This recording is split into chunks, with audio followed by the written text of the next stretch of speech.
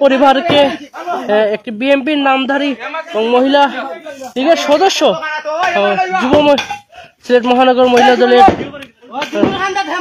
সদস্য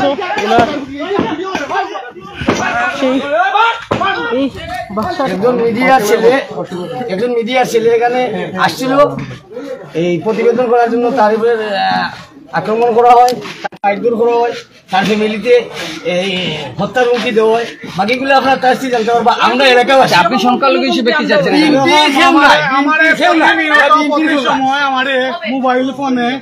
মোবাইল ফোনে ঠের দেওয়া হয়, আমার কাছে ফোন রেকর্ড আছে, ফোনে ঠের দেওয়া হয়, আমার জানে মারা হয়ে যাব, বন্ধুকে গুলি করা হইব, বড় হইয়া ঢুকিয়া মারা হইব, ঘর জ্বালানি হইব, আমার ঘর জ্বালানি হইব। আমরা এই এলাকাত আমরা হিন্দু থাকবা দিত না, আমরা তারা বিতাড়িত করবো যে লাগানো। আপনারা চক্ষু প্রমাণ থাকবা আমার ঘরের কতখান ভাঙছে তারা, এরপরেও আরো দাগ দেওয়া কয়, আরো দাগ হখানো ভাঙে দিতাম আমি দিছি কতিখানোর জায়গাতে আমি থাকি, বাগানের জায়গা আমি বাগানের জায়গা থাকি। তা এইটা 5 তারিখ পরে তারা জোর জবরদস্তি করি আমার বেদি রাস্তা বানাইছে।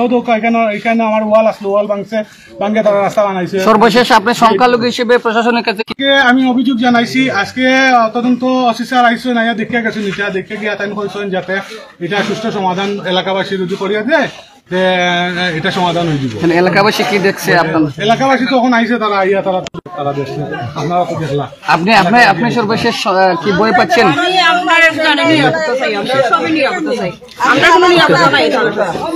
আমরা একলা একবার হিন্দু আছি,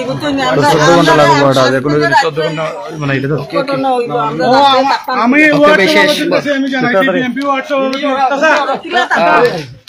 সেখানে সিলেট মহানগর 7 নম্বর ওয়ার্ড বিএনপির সভাপতি। আচ্ছা, আপনি এখানে এসেছেন, এলাকাবাসী ভাঙচুর করছে, এটা কি দেখতেছেন? আপনি করতেছে না, স্পেসিফিক একজন ভাঙচুর করছে, এটা আমি জানি।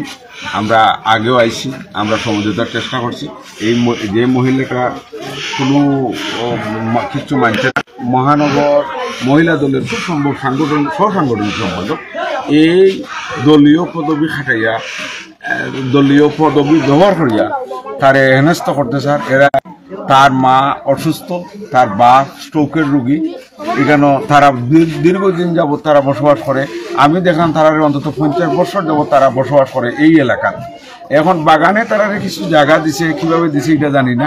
এই মহিলা যেটা ভাঙ্গে, এটা এখানে অন্যায়। সবসময় এরারে 3-4বার হামলা চালাইয়া আসছে।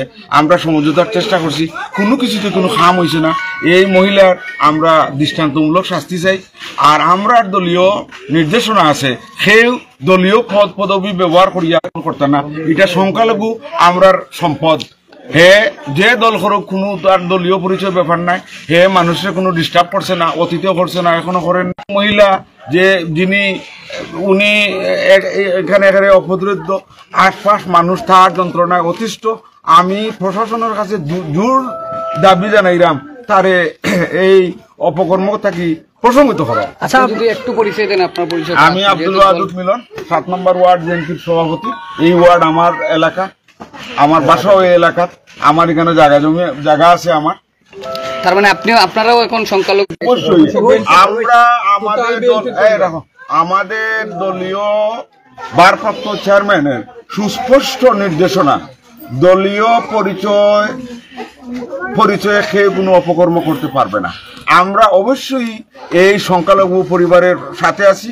আমরা আন্দোলন চালিয়ে যাব শেষ পর্যন্ত, আমরা দেখে নেবো ইনশাল্লাহ। গতকাল একটি সাংবাদিকের উপর বাহিনীর কাছে আপনারা অবগত করেছেন, হ্যাঁ, তারা কোনো ধরনের পদক্ষেপ নিয়েছে কিনা? তারা কোনো পদক্ষেপ নিয়েছে কিনা আমরা আজ পর্যন্ত খবর পাই নাই।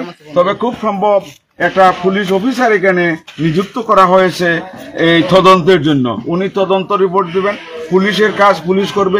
যদি আমরা পুলিশের কাছ থেকে ভালো রিজাল্ট, আমরা আন্দোলন চালিয়ে যাবো ইনশাআল্লাহ। এখানে গতকালকে একজন সাংবাদিক রিপোর্ট করতে এসেছিলেন, উনাকে মারধর করা হয়েছে, সেটি আপনি জানেন? শুনেছি, উপস্থিত ছিলাম না, কিন্তু আমরা এর প্রতিবাদ জানাই, এর নিন্দা জানাই, এবং এই জাতীয় কার্যকলাপ থেকে যারা করেছেন তাদের বিরুদ্ধে সুষ্ঠু তদন্ত সাপেক্ষে বিচার করা হোক এই প্রার্থনা জানাই। এই প্রশাসনের কাছে। ধন্যবাদ। সংখ্যালঘু আছে তাদেরকে টেক কেয়ার করা এবং তাদেরকে সব ধরনের সুযোগ সুবিধা দেওয়া আমাদের নৈতিক দায়িত্ব এবং কর্তব্য। তাই আজকে আমরা এখানে দেখতে পাচ্ছেন সমস্ত এলাকাবাসীকে সাথে নিয়ে আমরা এসেছি তাদের এই জায়গাটা আমরা পুনরুদ্ধার করার জন্য এবং তাদের পাশে দাঁড়ানোর জন্য। এর থেকে বেশি কিছু না। আমরা আসছি সংখ্যালঘুদের এই নির্যাতনের বিরুদ্ধে আমরা প্রতিবাদ জানানোর জন্য। বাড়িটি কিন্তু ইতিমধ্যে তারা ভেঙে দিয়েছিল এবং যে সিলেট মহানগর মহিলা দলের সাংগঠনিক সম্পাদক জেসমিন আহমেদ তিনি কিন্তু এই যে বাড়িটি ভেঙে ফেলেন এবং আপনারা দেখতেই পাচ্ছেন ইতিমধ্যেই কিন্তু যে এলাকার স্থানীয় ব্যক্তি যারা আছেন তাদের সহযোগিতায় কিন্তু ইতিমধ্যেই যে এই জায়গাটি কিন্তু উদ্ধার করে দিচ্ছেন সংখ্যালঘু পরিবারকে। কিরকম ভাঙছে?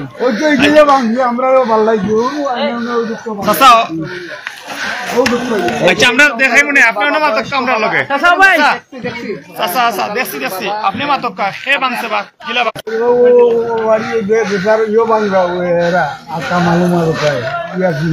কোন দিন বানছে